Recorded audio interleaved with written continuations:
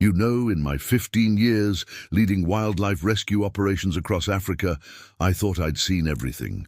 Lions trapped in poacher snares, elephants stuck in mud pits, rhinos with infected wounds. But nothing, and I mean absolutely nothing, could have prepared me for what happened on that scorching Tuesday morning in the Kenyan savanna. What I witnessed that day still haunts my dreams, and frankly, it changed everything I thought I knew about the raw, brutal reality of nature's survival game. My name is Marcus Thompson, and I'm the lead coordinator for the East Africa Wildlife Emergency Response Team. The call came in at 6:47 a.m. from a local Maasai guide whose voice was shaking so badly I could barely understand him. "Bwana Marcus," he whispered into his radio, "you need to come quickly. There's something here, something I've never seen in 40 years of living in this land." When someone who's spent 4 decades in the African wilderness tells you they've never seen anything like what they're witnessing, you drop everything and you run. And that's exactly what we did. My team and I loaded our emergency vehicle with tranquilizer equipment, medical supplies, and every piece of rescue gear we could fit, then raced across the dusty terrain toward the coordinates he'd given us. The drive felt endless.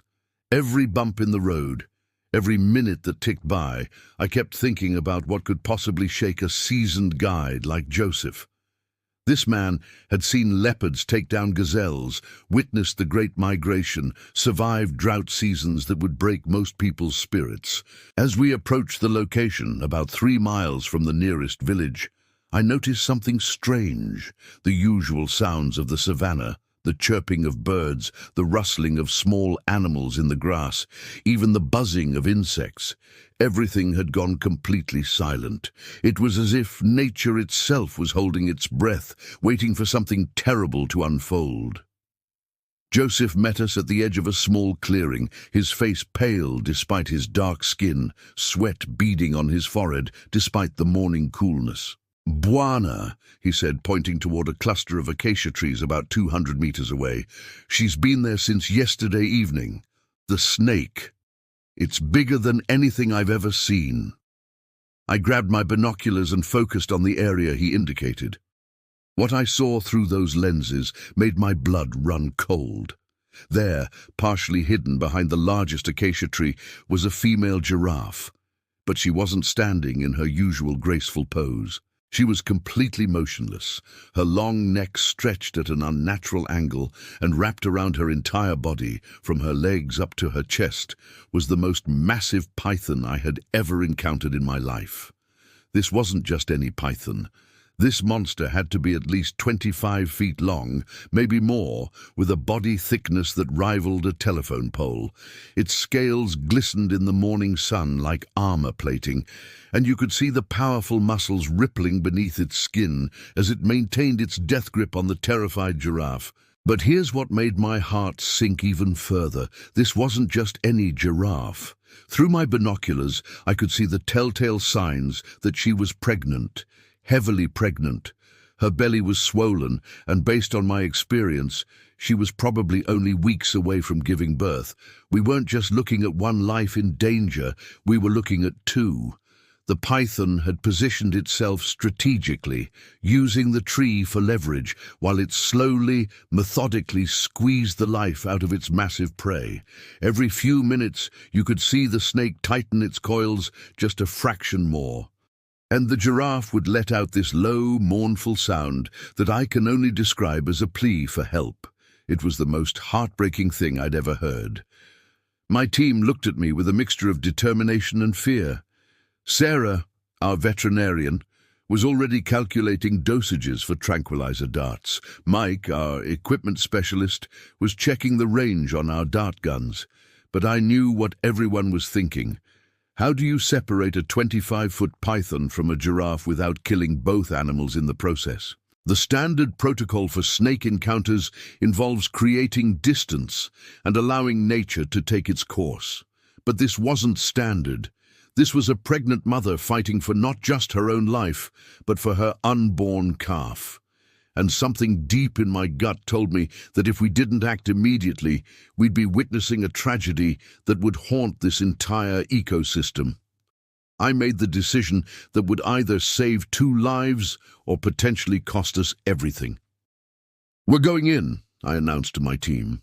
"Sarah, prepare a mild sedative for the giraffe, just enough to keep her calm, not enough to harm the baby. Mike, get the snake hooks and the containment equipment ready. Joseph, I need you to guide us to the best approach angle." As we moved closer, the true magnitude of this nightmare became clear. The python wasn't just squeezing randomly, it was methodically working its way up the giraffe's body, and with each passing minute, the mother's breathing was becoming more labored. Her eyes, those beautiful, intelligent eyes that giraffes are known for, were filled with a terror and desperation that cut straight through my soul. The snake sensed our approach and actually tightened its grip even more. The giraffe let out a sound I'll never forget. A combination of pain, fear, and what I can only describe as a mother's desperate cry for her unborn child. Sarah managed to get close enough to administer a very light tranquilizer to help calm the giraffe's panic. But we had to be incredibly careful not to stress her system while she was already under such physical duress. Meanwhile, Mike and I began the delicate process of trying to convince a massive, powerful python to release its grip without triggering its defensive instincts. What happened next was the most terrifying and incredible 15 minutes of my entire career. Using specialized snake hooks and working in perfect coordination, we began to gently but firmly work on loosening the python's coils, starting from the giraffe's legs and working our way up. The snake fought us every inch of the way, its powerful muscles contracting and releasing as it tried to maintain its hold on what it saw as its meal. The giraffe, despite the mild sedative, seemed to understand that we were trying to help her. She remained as still as possible, even as we worked around her massive body, even as the python's movements caused her obvious discomfort. It was as if she knew that her baby's life depended on her cooperation. Then, just as we managed to loosen the coils around her chest area, the python made one last, desperate attempt to secure its prey. It suddenly shifted its position and began to constrict with a force that made the giraffe's legs buckle. For a moment, I thought we were going to lose both mother and calf right there in front of us.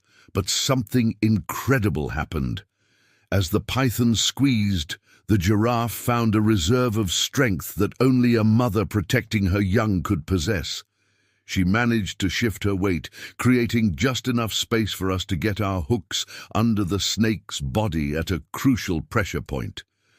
With one coordinated effort, my entire team worked together to lift and redirect the python's massive body away from the giraffe. The snake, suddenly finding itself without the leverage it needed, began to release its grip.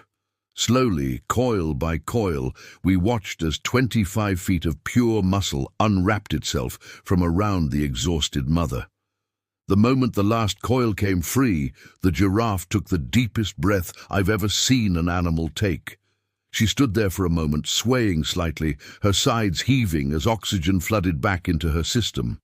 Then, in a display of pure maternal instinct, she immediately began moving away from the area, putting distance between herself and any potential threat to her unborn calf. The python, now free but unharmed, slithered away into the underbrush, probably as exhausted from the encounter as we were.